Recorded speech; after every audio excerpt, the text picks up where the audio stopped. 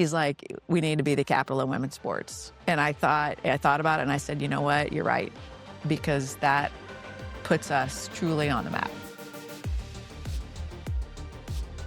Welcome back to Innovate or Evaporate, where we explore the relentless pace of change and the innovators who drive it.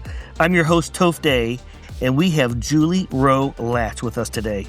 Executive Vice President with the Pacers Sports and Entertainment. Here in just a couple of weeks, you're taking over that role, and the former Horizon League Commissioner, who has spent 3 decades innovating at the intersection of sports, compliance, and leadership. Julie's career is a masterclass in adapting to the relentless pace of change, from the rise of the NIL to the business of major professional sports. We are going to learn the secrets about how to lead organizations that require the need for buy-in from multiple other CEOs and presidents. Julie, welcome to the show. Thank you. It's great to be here. We're going to have a blast today. Let's do it. I love sports, and most people love sports of some sort. Or it could be even bocce ball. Right. Right. But I think, so you were an All-American athlete, by the way. Long ago. Yes. Tell us about that. I grew up in a small town, a lot like Hoosiers, only in Southern Illinois. I mean, like literally would get dropped off at the gym on Sundays and just play pickup ball for 4 or 5 hours. So basketball was my first passion, love, and just that was my sport growing up. And then I was fortunate enough to play in college at Millikin University. That's so awesome. Were you a guard or what would you play? You know, it's funny. I'm now 5'10", but I was short until high school. So I had to learn how to handle the ball to play. Yep. And then I had a big growth spurt. So I was a power forward in college. That's awesome. I always like to say in basketball, I've never seen a shot past half court that I don't like. Well, my bread and butter was like the 18-foot jumper. Yeah. And my dad insisted that I learn how to shoot a real jump shot. And one of my teammates, who I'm still buddies with today, we played all 4 years. She literally had the T-shirt that says, "My range starts when I walk in the gym." That's awesome. I love it. She would bank threes, she'd switch threes, but she was one of those players that just was always shooting from far out. As soon as she'd take off, I just take off running for the rebound because I knew it was going somewhere. Yeah, awesome. We had a blast. I love it. By the way, I was in the movie Hoosiers for 3 seconds. Okay, yes. In what role? When I was an extra, but when Ollie was making those 2 free throws underhanded. Oh, yes, I just watched the scene. Yeah, yes. Right there. There's a drum beat, and there's like 5 people on the screen, and I'm looking like a total dork. And, that's awesome. And but yeah, that's my claim to fame. That's all I right, got. That's big time. So you went on to you went to law school. I did, and I like having the skill set of being an attorney it's so versatile. It has so many different uses in life. And so I'd like to talk about that for a minute as we get started. Like, why did you go to law school? Because you can go practice, as a corporate or IP or whatever it might be, or you can use it in business or in leagues and things of that nature.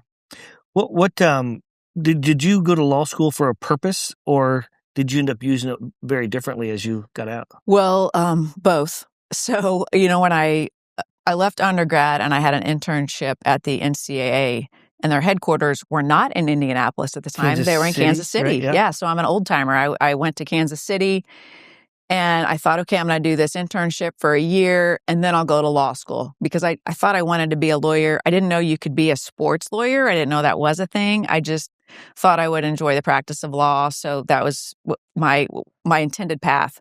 Go to the NCAA national office, realize, oh my gosh, there's this whole universe of sports jobs. The national office says, we're leaving Kansas City, moving to Indianapolis. 2/3 of the people said, we're not moving. So great time to be an intern, because that meant most of us got jobs. I still had this idea of going to law school, and I researched that IU Indianapolis, which is now IU McKinney School of Law, had an evening division. So I talked to my then supervisor and said, I'll take this job if I can go to law school at night when we moved to Indianapolis. And the NCAA was supportive of that. So that was the deal. I moved here. And then after I got my feet settled a little bit, and then I started law school and went to their evening division for 4 years. That's fascinating. I would assume law also comes into play, like with sports agents. Yes, right. It would be a really handy. Not that all of them have law degrees, right, but probably comes in pretty handy. It does, and so I go to law school, and I'm working in the eligibility department at the NCAA, like deciding eligibility cases. So there's a legal framework involved. But when I finished, I then moved into major infractions, which was more like, I say it's like Law and Order, both the cops and the prosecutors, because you'd have to go out and investigate. Right. And then if something was there, you turned into a prosecutor and you had to bring allegations and then present it in like the NCAA court. We would work with and against sports agents because then it was a lot less permissive than it is today in terms of what agents could and couldn't do. So I saw a different side of sports agents than I think what we see in the papers today and like the necessary role that they serve, which is really strong in advocating and representing athletes. Yeah. And now college and pro. So you were with the NCAA for a number of years, 15, 20 years? 15 years. And then you end up running the enforcement portion of the NCAA. Right. And so you probably have a really fascinating point of view from being at the NCAA before these things like NIL kicked in and, should players get paid? Should they not get paid? Is the scholarship the replacement for getting paid and getting the education, et cetera, et cetera? I'd be really interested to I find all this fascinating, right? It's all changing so quickly. And so maybe we go back to like enforcement. So how would... Think about innovate or evaporate, right? You're trying to protect the integrity of the game and all these types of things. And I don't know how many times like maybe gambling kicked in and there were situations of that or other types of things that teams may do. What was that from it's not a quote unquote necessary legal process, I'm assuming, right? It's more of the NCAA's guidelines that people have to meet. But what was that like when something would come up and allegations would happen and you go out to these schools? Like, how would you approach that? I mean, are you like gathering evidence and hiring investigators? Like, how does that work? So the NCAA has investigators in-house. I mean, my first job in enforcement was I worked with a team of investigators. Some come from law enforcement. Some are former prosecutors or public defenders. Some are straight from law school. Some are former coaches. And so you have the whole gamut of life experience and professional experience. And we would get information, in the form of a tip, sometimes self-reported because schools have their own compliance offices. That became less and less over time, I think, because of all the pressures. Yep. But we would get information. You'd have to assess the credibility of it. And we, of course, had like filters we'd run it through. And if it seemed legit, then you would assign it to an investigator and then you develop a case strategy. Yeah. And sometimes you might go straight to the source, but usually you'd want to go around the periphery a bit and test the information, see if you could get some documents or evidence, phone records, text records, like whatever types of additional information you could get, and then essentially build the case or build the file. And if you thought you had something, then you'd go straight to the principal. So, I mean, in a typical enforcement case, you could interview anywhere from 50 to 100 people. And there were procedures around. I mean, that's the part that people think, oh, this is such a cool, glamorous job. But then when you're sitting in a 4-hour interview on your 10-page outline. It was like deposition style. It was a little, it was very much that without the subpoena power element. If you worked for schools, you had to interview with enforcement, and you had to tell the truth, but the ability to then prove that somebody's lying, that could be another charge. But that was tough. It's a tough, hurdle, obviously, as it should be. So it was not an easy job, but there were, we dealt with a lot of, to your earlier question of issues you dealt with at the time, and I was just talking to some students about this the other day, we were enforcing rules that were important at the time because you're trying to have this proverbial level playing field. But a lot of that is now permissible. To your point, like now we know student athletes are making extraordinary sums of money in some cases based on NIL. Some of the higher profile cases I was involved with, like, Ohio State had a men's basketball case where the head coach and assistant coach were charged with giving, I think it was $7,000 in cash to an international student athlete who was almost 7 foot tall and obviously a difference maker. So we had to talk to international people. We talked to the ex-girlfriends. We were talking to everybody. And then eventually you might give immunity to a student athlete. And then eventually you're talking to the coaches and they're represented by 3-4 attorneys. And that's where things would get a little volatile sometimes. But that is now permissible, right? It's NIL money. But so what you look at some of the cases and the rules at the time that were important have definitely it's changed course today. So I went on a bit of a tangent there, but no, that's great. So, because I want to come back to NIL in a minute, because I find that fascinating how that's all evolving. When you were the head of enforcement for the NCAA, there's also rule changes, I'm assuming, every year, right? And so, what do they call them? Rules or guidelines or? Yeah, they call them bylaws. Bylaws? Yeah. So every year as you're looking at all the things that are happening and trying to project how the sports, across the board are going to evolve and change, you have to get buy-in. I'm assuming that, how does that work? Does the NCAA, do they solicit input from coaches and athletic directors and presidents of universities? Or are there some representatives actually on a committee that determines these things? Like, how does that work? So yeah, every bylaw in the NCAA rulebook, which used to be about, 3 inches thick, is probably now about 1 inch, just because of a lot of deregulation has happened. Mm-hmm. Every rule in there has to get passed by a membership body. It used to be, back when I started now decades ago, one school, one vote. And as a, entry-level staff member, I remember writing like the position paper for a delegate at the NCAA convention to go to the microphone and like this big ballroom and move proposal 46-A, which related to a recruiting rule. And then somebody would have to second it. They would debate it. And then you'd call for the vote. And that's how literally, it's a little bit like, not like today's Congress, but a little bit more like a convention style. Division 2 and 3 still operate that way. Division 1, now like 15 years ago, changed. They went to a weighted governance structure. So the Power 4 conferences have a lot more weight in their votes. It just changed again, unfortunately. Some of us opposed that, but it just changed again in August of 25 to give them even more of a weighted vote. But to answer your question, every rule in the rule book is approved by the membership, not by the people sitting in the national office. Gotcha. So does the NCAA represent all colleges and universities, D1, 2, 3?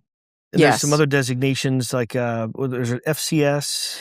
Yeah, so it's divisions 1, 2, and 3. And then within Division 1, you've got a couple different subdivisions. So on the football side, it's football bowl subdivisions. So that's now 10 conferences that have football programs that are bowl eligible. Yep. And then you have 22 conferences that do not participate in the football bowl subdivision. And those are FCS. There's actually, I think it's now 11 of those. And then 11 conferences that are just basketball centric, like the Horizon League. We don't have FCS or FBS. So then it gets complex fast, doesn't it? Yeah. So then are there different sets of bylaws for each of those different groups, or is there one set of bylaws apply to all? For instance, basketball applies to all. So those common sports, women's soccer, men's soccer, volleyball, same rules govern.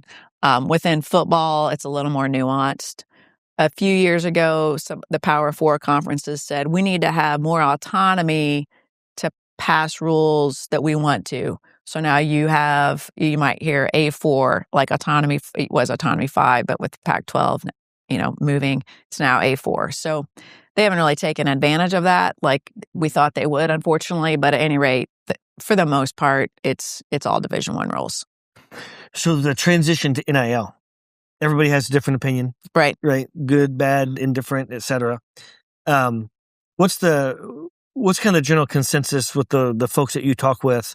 This transition to NIL, is it good? Is it bad? And what's the future for it? And I got like 65 sub questions in here. I'm even curious about like, if you have a major program and you have someone that has an NIL package that's multi-millions, and then you have, an offensive lineman that is very much a part of the success of that player, but they get nothing or next to nothing. Do you think is there some kind of a spreading mechanism that you think evolves as well? Or so NIL? I think to your point, we're way early in the market figuring this out. Yeah. So that's like the first part of the answer. I think so. And there's different types of NIL. Like a few years ago, and how we got here, I think at the time we had 37 states that had passed different forms of state laws saying it's okay for student athletes to profit from their name, image, likeness. Laws were different than what the NCAA rules were saying at the time, because NCAA rules still said you can't. Right. So understandably, and the right thing to do was, we as an association said we need to deregulate this. It was already in the works, but the state's, frankly, efforts accelerated the NCAA deregulation. So that happened, I think it was like July 21. So then you had this whole idea of collectives hadn't yet popped up. Speaking of innovate or evaporate, right? But you had student athletes who could just go out and do deals on their own. And schools could help provide like an infrastructure for that. So like in the Horizon League, we were the first and only conference to say, we're going to do a league-wide deal with this company called Open Doors at the time. There was a little bit like Match.com, only not creepy. So we had we have 4,000 student athletes, nearly a third opted in, and they created profiles on this Open Doors where I'm Julie, I'm from Southern Illinois, I play basketball, but I also love Starbucks coffee or, whatever it is. And I love to bass fish. So maybe Bass Pro, maybe Starbucks, they could be potential, because that would be an authentic, a brand representative. And actually, over the course of 3 years, our student athletes did over $800,000 worth of deals. Wow. Where all we did was provide the infrastructure. Mm-hmm. We didn't take any of the money, obviously. They were able to fully profit. We had some women's basketball student athletes doing 5-figure deals with Dunkin' Donuts with like their favorite latte, but they're entrepreneurs. So they were doing the video and all that to promote it. It was awesome. So that to me was like exciting, and the right type of NIL, saying, hey, student athletes, you've got something special that other students don't have, and we want you to be able to profit from that. So go do it. And that's considered a collective. That's an example. No, that's just straight NIL. Okay. The collectives then pop up where boosters became entrepreneurs and innovated and said, we're going to use this as a recruiting advantage. Yep. So we're going to pay these student athletes to come to our schools and give them an NIL deal to promote this collective, which we only created for the sole purpose of driving NIL money back to the student athletes. So in some cases, they were also linked to nonprofits. But for the most part, the real intent for these collectives was to allow boosters and others to put money into them to then go out and tell a student athlete, if you come here, then this collective is going to pay you this amount of money to promote this collective. You get how that's circular, right? Right. It's a loophole that is being exploited across the country. So this is like the story of there was a phone call that went to like David Portnoy or something for this quarterback from Michigan. And it was like, we're going to pay, I may have the numbers wrong, but we're going to pay $12 million, recruit you to come here, but you have to agree to stay here for 4 years or 3 years or something. But those are those kinds of situations where it gives the alumni or the boosters the opportunity to just go full on recruit. So that's the battle of the billionaires. That is what happened. And I don't know if 12 million was ever, but yes, you had some outrageous numbers being thrown around, right? So we went from, I would say, legit NIL to collectives NIL to now this huge house settlement happens. And part of the house settlement was a recognition that, one, schools should be able to do NIL deals directly with student athletes up to the $20.5 million cap. So that's per person? That cap? $20.5 million note all in. And that includes a certain amount of scholarship aid, but for the most part, it's NIL money. So that could be Purdue saying, Zach Edey, we want to pay you $2 million to use your name, image, likeness to put on billboards all over the state of Indiana to recruit students to be like you. Right. Which he's a great ambassador of Purdue. I would do that. Yeah.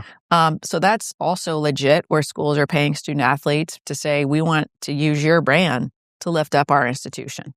Or the fact you're coming here and we're putting out all of these promotions to sell tickets, that could all, or raise money for our new basketball locker room. All of that, right, is NIL. Then you still have the third parties or the collectives, but those deals now have to go through a clearinghouse and be screened for legitimacy. So it can't, if you do have that outrageous scenario of the quarterback getting $12 million, that quarterback has to be doing something for that collective.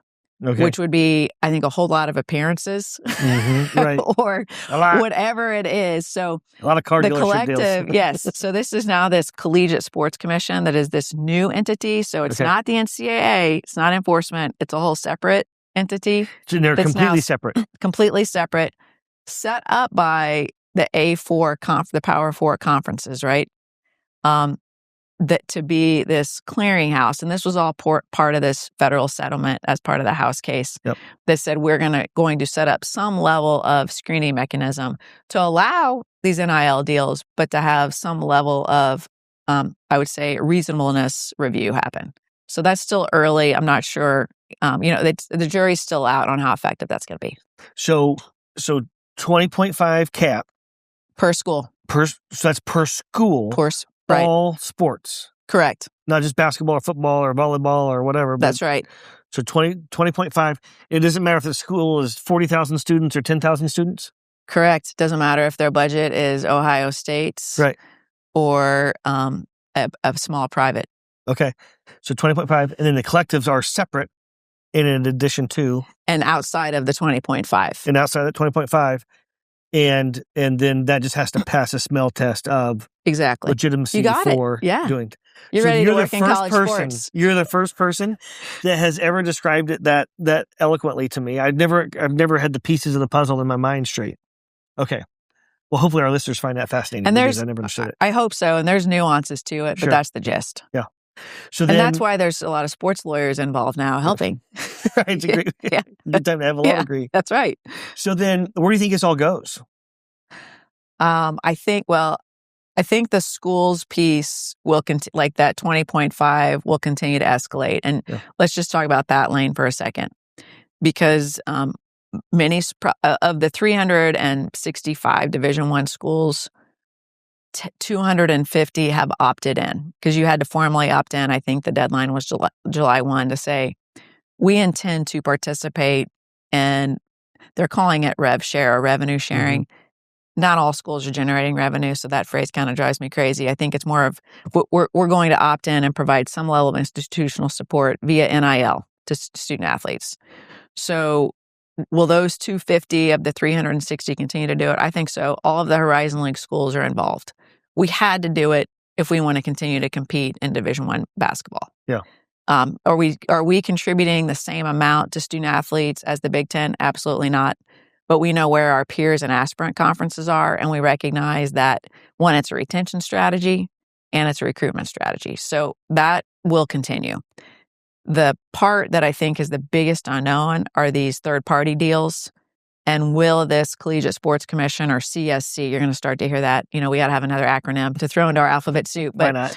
But will the CSC be effective at, frankly, putting some legitimacy around these third-party deals? Like you said, the mega deal going to the quarterbacks. That's where I think what they're trying to do is establish a market, which is hard to do, but it's not as if there's prior data to drive this. So establish a market and then hopefully bring some stability to what that looks like. So is the CSC is that a nonprofit organization? I think it is a nonprofit. That's a good question. I don't know how they're structured. It's a new who's a member legal of, entity. Who are the people? So it's owned by the Power 4 conferences, and then they hired Brian Seeley from Major League Baseball, who's got a legal compliance background, to be the CEO and to set this up. Comes with a lot of credibility, and the idea is and the formulas and the software and the infrastructure being used, a lot of innovation happening there, was all supported by Deloitte. Yep. So that there's some, obviously there's some analysis around it. Yep. So then what happens with the conferences? Do we continue to see these conferences get bigger? Or do you think we've arrived at, or will now some of these smaller conferences start to band together? Or how do you think that's a great question. There's 32 Division I conferences, and I saw a graphic once that has all of the conferences on this in white boxes with thin lines of when members left and members entered. And I think that will continue. The question is, though, if you just start at the top of the food chain with the Power 4, Are they done? There's still a question of, even though the SEC and the Big Ten have really obviously expanded, is there a movement to move to now like 2 super leagues? Right.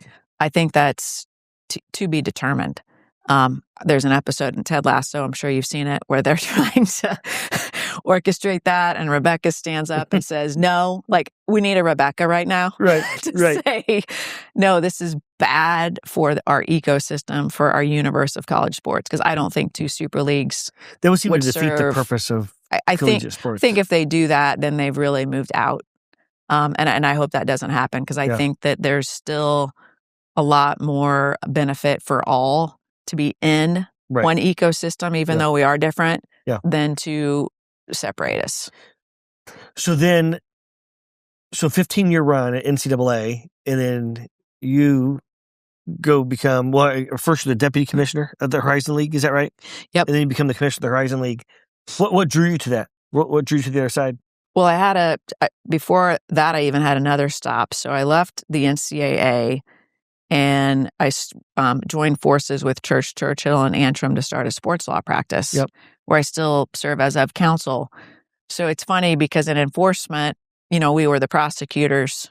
So then I went to represent some athletics directors, but primarily coaches and schools being investigated by the NCAA. So I was viewed as going to the dark side.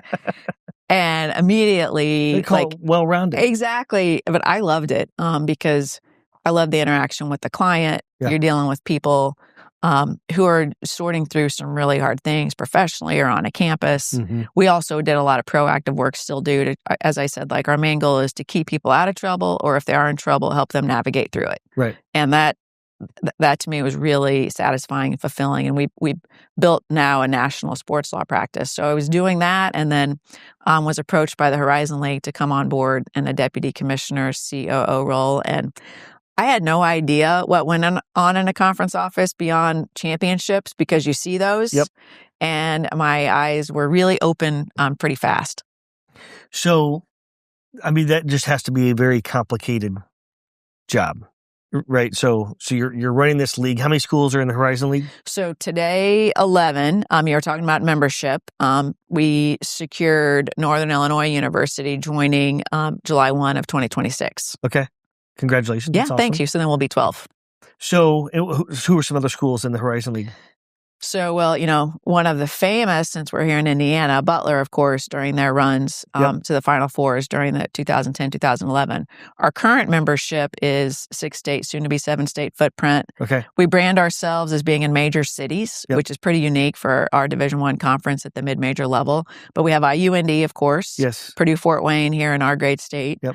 And then we've got Wright State in the greater Dayton area, Northern Kentucky, greater Cincinnati area, go up to Milwaukee and Green Bay and the Wisconsin system. And then we go east to Cleveland State, Youngstown. Robert Morris is a private.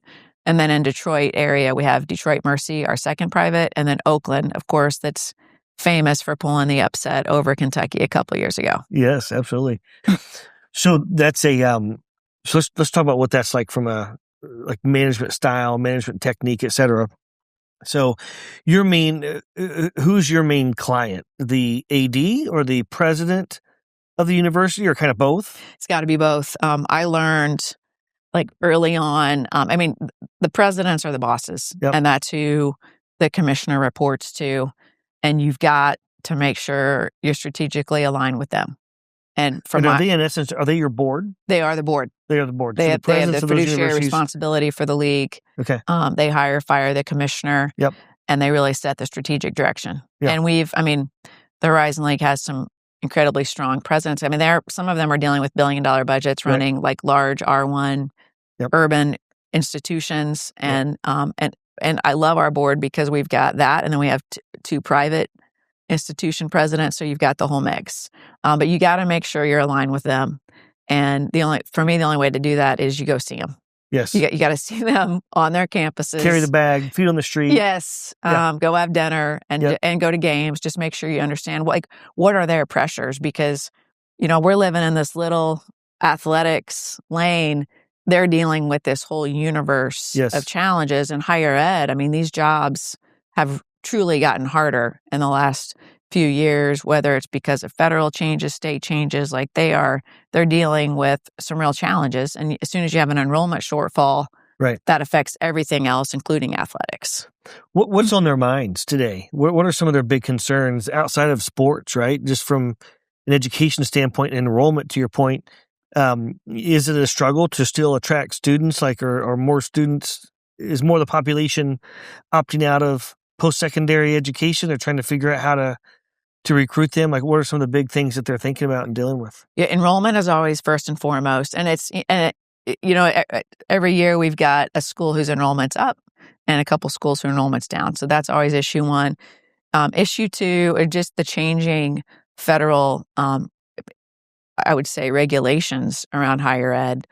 International students, whether or not they're going to be cleared with their visas. Yep. That's a major challenge that our campuses are having. The federal assistance provided to students, that's a huge challenge. And then the how does Title IX, not just in the athletic space, but apply across campus, as well as the DEI changes. We had a lot of DEI offices on 9 public campuses. Yep. Some are gone. And how do you navigate that and communicate that to a workforce of thousands? Yep. So and then you've got tenured faculty who are wondering, why are we spending millions on athletics? So part of my job is helping them. Like, we literally have PowerPoint decks making the case for Division I athletics, which talks about the return on investment that a major university gets from investing in athletics. But it really depends on the day, but their issues are consistent. Are there any, I'm going to use this is way too generic, but are there any magic wands? Like, I actually just had a meeting this morning with a group that they built some software on trying to educate students going down to middle school and maybe even earlier. But this website, FAFSA. Oh, sure. Yeah. And so just how to, and you talk about like federal funding, and like when I went to college, I was able to leverage Pell Grants, right? And I had some student loans as well, and I worked a lot, but right. But there seems to be a big gap in awareness of how to access, whether it's federal programs and assistance and grants, or financial aid, scholarships. What you may not get super directly involved in that, right? Because you're the commissioner of the Horizon Sports League, but what do you hear out there? Like, what are some things that should happen to help, like, make that journey and discovery and self-education of how I go access this stuff when I'm a sophomore and start thinking about that? Well, because I have a sophomore in high school, we're starting that whole process. Yep. And one is like, and I know our Horizon League universities do this because we have some universities whose mission is definitely like the regional public institution. We have one university that's open enrollment to ensure that anyone that wants to attend college in their region has a path to do so. And they go into the schools to try to explain this, open the doors, whether it's through the counselor or directly through those visits. But you still have to make sure you're getting in front of that student who otherwise might not know that this is an option. And so they've got strategies, obviously the digital marketing, media strategies, but I don't think you can replace literally having boots on the ground in the school systems, right? Yeah. I mean, that's how you get in front of people and explain, here's an opportunity and here's the pathway to do it. The other thing, I'm sorry, is a lot of our universities have bridge partnerships with community colleges so that the credits, like Green Bay just did this, and their enrollment really just saw a huge increase. It's an automatic transfer of credits if you have your associate's degree into the 4-year degree program, so that it's seamless. Right. And that's to me what we have to do more of. So making sure that there's alignment of those courses qualify for transfer. Or even just an acknowledgement of, because you earned your associates, we're going to check the box that you've created your core course requirements here, and now you can pursue your baccalaureate degree. That's interesting. I've heard some folks talk about mandating at the state level financial aid education. Have you heard about that at all, or what do you think about that? So, like, you're actually taking classes going back, maybe even earlier than sophomore year, like just starting to think about all the things you kind of got to check the boxes on to prepare if you want to go post-secondary.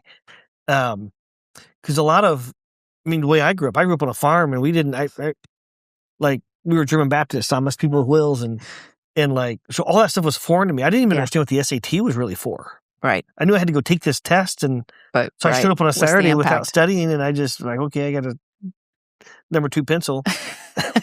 But I didn't know. Right. I like that idea. I'm just thinking about athletics as a model. We've implemented and require now across Division I financial literacy. Now that's we're talking about college student athletes. Part of it's because we recognize there's NIL money coming to them, but part of it is also recognizing the overwhelming majority are not going to go pro in sport. So how do we position them to be successful? Yeah. Because many of them did not come to college, to your point, with any sort of financial literacy or someone holding their hand and just saying, here's what you need to do and here's how you do it. So there's a whole curriculum now required to deliver that athletics departments deliver to Division I student athletes, and you can do it digitally. There's in person, but the point is they need this because we know many of them are walking through the doors and don't have it. So I like the idea of trying to figure out, to your point, how does this happen in the secondary setting? Even educating these athletes on how to withhold taxes, right? That's part of it. Going to come due. Right. I'm assuming that's ordinary income, I guess, right? Yes. Yep. They're contractors. So you think about that, and there could be some real surprises if people are planning for that. There's a lot of education happening on that. Now, is it being followed? I don't know. I hope so. Yeah. Gosh, that's scary, right? To be a 19-year-old kid and you spend 100% of your NIL money and you got paid $1 million, which sounds like a lot of money, but you need to, right. Yes. It goes away fast, right? Right. I digress for a second, but at 5 years old, I started laying out $1 bills, so my son could make $1 a day, and people, business, and family, and some of the stuff was objective, and some of the criteria were subjective on purpose.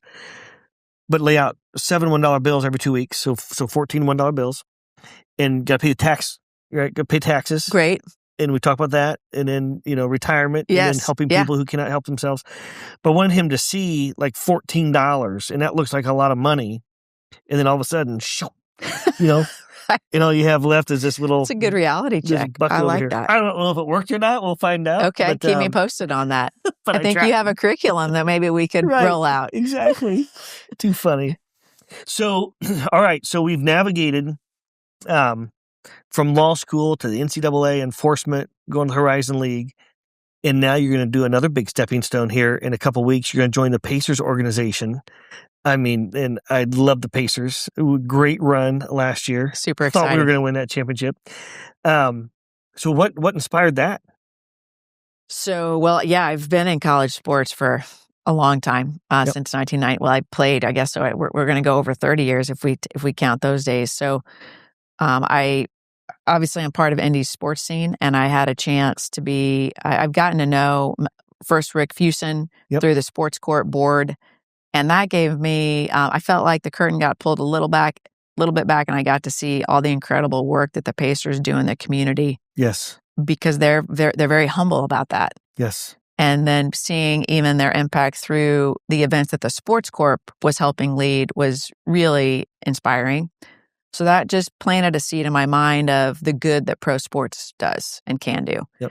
Then fast forward, the WNBA All-Star Game comes to Indy, obviously this past July, and Mel Raines, who I've gotten to know really well and been inspired by her leadership journey, approaches me and said, "Hey, would you serve on the board for the WNBA All-Star Game?" Well, of course. Big fan, season ticket holder for the Fever, whatever I can do to help make this the biggest and best WNBA All-Star Game, we're doing it. And Mel said, well, we raised $8 million to host the NBA All-Star Game, and we're not going to raise a penny less. And we're going to spend it so that we just blow the city up whenever the WNBA All-Star Game came. And that's exactly what happened. If you saw it, it was just a total takeover. All the athletes, of course, the Fever stars were everywhere. But all the other stars, Asia, Paige, you just saw them plastered on the buildings. It was awesome. So I got to have a leadership role, and in fact, we innovated a bit. I mean, I'm just using your I words love right it. here. I love But it. we did something because we said, okay, if we're going to be the capital of women's sports, Yep. which ties into this 2050 vision that Sports Corp launched a year ago, we need to bring the movers and shakers who are leading in this space of women's sports to Indy to see how extraordinary our city is when it comes to women's sports. So I talked with Mel because she created this women's engagement pillar. So we said we need to do something for girls in the region. We need to do something for women in their mid-career level. And then we need to do something for executives. So I took the executive track and said, we're going to go national on this recruitment effort and create like a really cool curated leadership experience. So we got bosses as in front office people, CEOs, of course, USA Gymnastics is here, but the CEO of US Open, CEOs of companies, CEOs of sports teams here. We got the owners, like the owner of the Chicago Sky came, and other people with an ownership stake in sports teams. We had storytellers, national media, and then spenders, CEOs and chief marketing officers who are already investing and seeing the power of women's sports. Created this, and we called it BOSS. So BOSS, super cool experience, took them to the track. They got to do hot laps, but then we had brought in some facilitators, and frankly, just allowed the magic to happen when you put people with that power and influence and passion in a room, and then let the network fly from there. So through that effort, and then I obviously got to know Mel and the Pacers Sports Entertainment Group more. And then about a month ago, Mel approached me and said, she's now been in her role over a year and thinking about her executive team and had a position she thought that would really align with where my interest and passion. So we're the amateur sports capital of the world. Right. Now we're going to become the women's sports capital of the world. Right. I love it. Is Marvella still in the works? Do you know? Oh, yes, very much so. Let's talk about that for a second. I want to come back to Sports Corp here in a minute, too. Yes. I mean, Allison Barber and Tamika are leading this Marvella effort, which every time I get an update, it's incredible. So I say, you think Grand Park, right, that we've all been to, that is this youth sports mecca almost. Well, they are going to elevate that and build a facility exclusively for girls in sports. And I think their target range is 8 to 18. It's going to be in the area of Fair Oaks Farm, so between Indy and Chicago, and make it a destination, not just where games are played, and they're going to have, all the team sports covered in terms of like world-class facilities, but they want to take it to the next level and care for the leadership side of the athlete, care for the mental health, the holistic side of the athlete, but then also look at training for parents on how do you support a female athlete. It's not just about wins and losses. It's obviously about development. And how do we even support them in being a part of this journey? So the renderings are really awesome, but I think the impact that they intend to have, and this is the first of 4, they want to then build other like satellite, I wouldn't even say satellite, just regional opportunities, but Marvella will be the flagship. When I first talked to Allison about this, I was just blown away. It's going to have global impact. It's going to be massive. I agree. And I think when you think about, because there's already a movement here as part of being the capital of women's sports, being the capital of women's sports research. I mean, we're not only going to launch this Fever performance facility that's over $80 million of an investment. Fever are going to train there, but think of all the data that will be able to be collected relative to the development life cycle of a female athlete, which is different than a male, and we don't have that research. Where Marvella is also recognizes the incredible opportunity they have to try to collect data that will be important to how do we make sure we don't have overuse injuries, and that we recognize how female bodies are different than male bodies when it comes to that. But then the mental side, I mean, I think we're just at the cusp, and to know that it's happening here in our state is awesome. So speaking of that, let's go backwards in time again for a moment to 1979.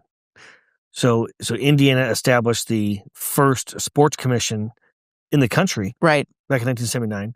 And this vision was cast to become this amateur sports capital of the world. And if I recall correctly, I think we built the Hoosier Dome without a team. And then the Baltimore Colts moved here. Maybe there were some back maybe there are some indications that somebody might be interested in moving, but who knows? But I think we kind of took a massive risk. We believed. We believed. And manifested that belief, right? And then you look what has transpired, and now you're the chair of the Sports Corp, right? And so let's talk about that for a minute. I just got chills. And so you have this massive initiative, right? And I think you had a 1 year earmarked, and you changed it to a different year. So let's talk about that a little bit, right. on challenging, how you think, how people think, et cetera. You're like, no, that doesn't make sense. Let's extend that to 2050, et cetera. And then what some of those initiatives that you're thinking about that like Marvella plays into, and all these are massive building blocks, all the work that the Pacers are doing, the Colts are doing, et cetera. Well, yeah. To me, being involved in this 2050 vision has been a gift. So I joined Sports Corp board, and Rick Fuson was chair at the time, and he was just talking to all the board members about where are we, and we started talking about, at this point, Sports Corp was 40 years old, and I said to him, "What's our 2040 plan?" And now we need to start thinking about that, because all these cities are coming after us, right? They understand that there's a huge economic power in hosting these world-class sporting events. And so Rick said, well, that's going to be your job to help figure out, because I want you to be the next chair of the board. I said, okay, a challenge accepted. Patrick Talty is named the new president following the excellent work that Ryan Vaughn put in place. Yep. So Patrick and I were talking, and both new to our roles, and agreed that there were a few things we needed to really prioritize. One was ensuring that we were the best stewards we could be of the Indy Bid Fund, because Ryan, Patrick, Senator Kyle Walker, others really got that approved. And now we had state support to go after big events. So we got that in place with the help of Danny Lopez and others. Then we said we need to really put together an inspiring vision for this organization.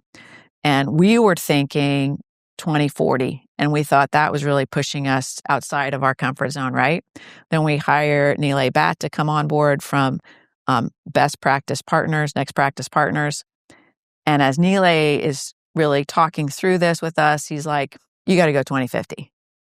And Patrick and I are both like, what do you mean? And he said, number one, you need to be bold. Number two, that's just a quarter of a century. Right. And you were the first sports commission. You aspire to be the best. I mean, we think we are, but we don't want to be too arrogant, right? Which is part of our Hoosier humility. We got to be maybe a little more boastful. But if you're going to lead and continue to lead in this space, you've got to go out to 2050. So, okay, we like that idea. Patrick and I, and this was a couple years ago early on, we set up a lunch meeting with Jim Morris, because Jim was a founder, one of the key founders of the Sports Corp and this larger sports strategy for our city and state. And I felt like I was going to like a lunch with the Godfather, but we needed his blessing to do this, because it was like, you did this, Jim. We are now trying to carry the flag forward. Do you agree we're in the right space? Because we said, we know we need to keep doing events, but we want to build this huge global ecosystem where these events thrive. But Indy's got to do more than just events, because we can't just compete with Vegas on events. We're going to have to build something that's even more extraordinary than that, which was, Jim always obviously used the word extraordinary. And Jim, he basically said, go forth 100%. I'm behind you guys. And then in true Jim fashion, and here's the 20 people you need to go talk to, which we did, just to make sure we were thinking about this in the right way. And then we became more public with the process. So that's where we then hatched the idea for not just events. We already have sports tech is really taken off with Sports Tech HQ.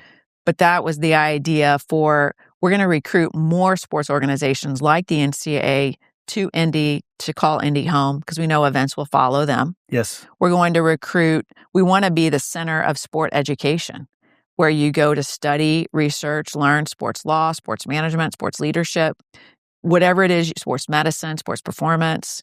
We need to build up that infrastructure and then get all of our educational institutions and industry to talk, and those steps are underway. And then the final piece, Nile actually approached me and he's like, Julie, I've got a fifth pillar for you. Because I was thinking it was the four. And this was like in a parking garage, after one of our Sports Corp board meetings. I said, what is it? He's like, we need to be the capital of women's sports. I love it. And I thought about it and I said, you know what? You're right. Because that puts us truly on the map. So it was an iterative process. Definitely got a little uncomfortable because we were pushing ourselves outside of our comfort zone. But I the other thing I really learned is, so we put it out there last September of 24, and then people are now running with it. So yes, Sports Corp, planted it, and we've said like this is the North Star, but we're not owning all of the pillars. We want to continue to facilitate and strategize and lead. But we also recognize like the capital of women's sports, the notion of hosting WNBA All-Star. Mel Raines approached me at a Big Ten game and said, hey, if we're going to be the capital of women's sports, we probably need to host the WNBA All-Star game sooner rather than later. I said, yes. She said, okay, well, I'm working on it. Here we go. And then here we go. So, I think it's a way for people to really rally around. And here in a few months, we're going to have the first time ever the Final Four in D2, D3.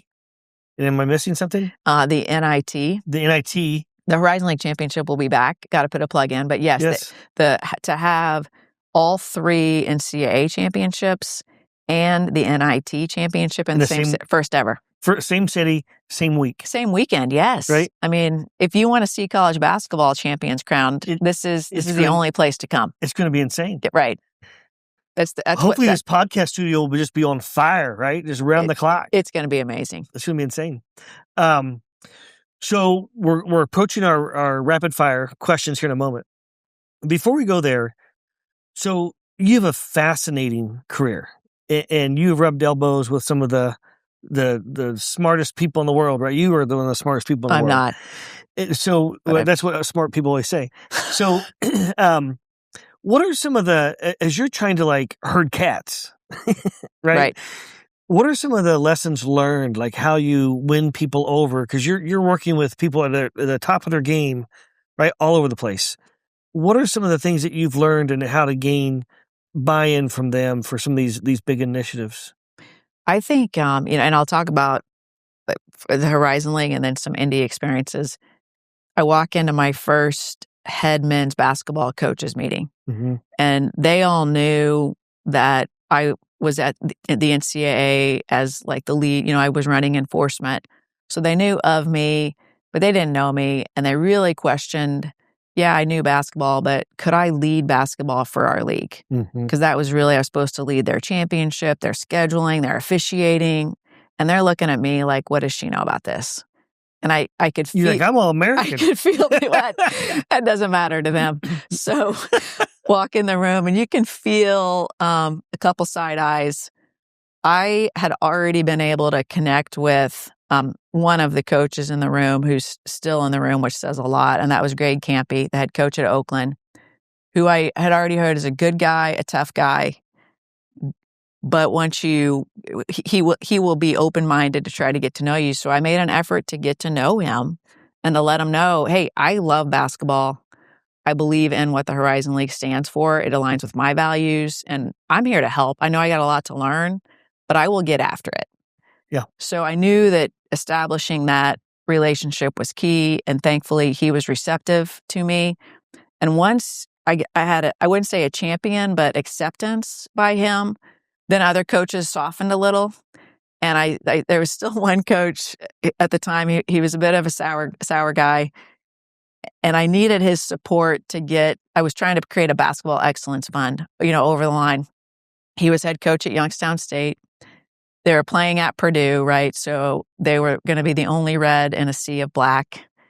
And so I went to the game because as league, you can obviously go to the games and sit behind the bench. And I took my then 2-year-old because that's how David and I were juggling that day. And it was a weekend. So Harper and I go to the game. I'm sitting behind the bench. He sees me and I get the nod. And I thought, okay, he finally sees that I'm not just here for the show. Awesome. I care, right? So it's always about the people. You got to show up. You got to let them know you're there with them in it. Yep.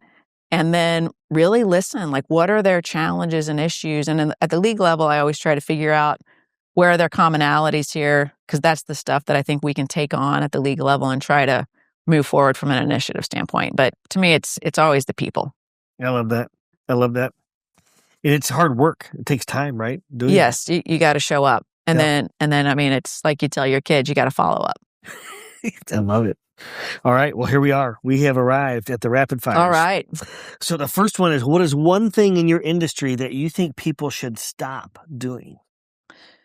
Okay. Is this a college sports industry? Whichever industry. Okay, we're going to go there. Yeah. Because this part is driving me nuts lately.